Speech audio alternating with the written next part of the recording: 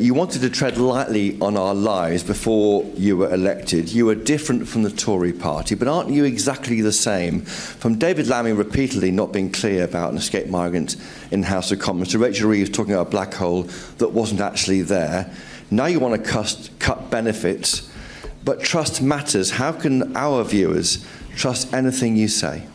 Well, Chris, I simply don't accept the starting proposition. I'm really sorry.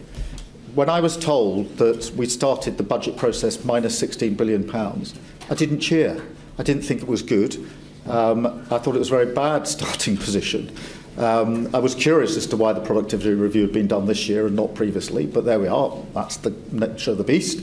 It's done, and the price is calculated, and I'm handed the tab. Minus £16 billion. Not suggesting the other figures aren't there, but it is not. I won't accept the proposition that somehow this was a good starting point. I'm £16 billion down on what I thought I'd have. And I know the impact that's going to have on your viewers.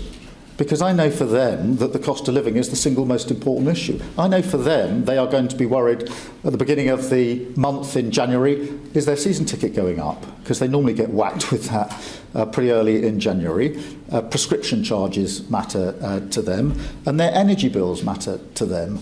And there are choices, therefore, that can or can't be done if you start with minus £16 billion. So I simply, I know it'll be put to me many, many times, I simply don't accept the proposition that somehow starting your budget process minus £16 billion is a particularly good starting point. If that hadn't have happened, I'd have had £16 billion more to weigh in the options and the choices that we made.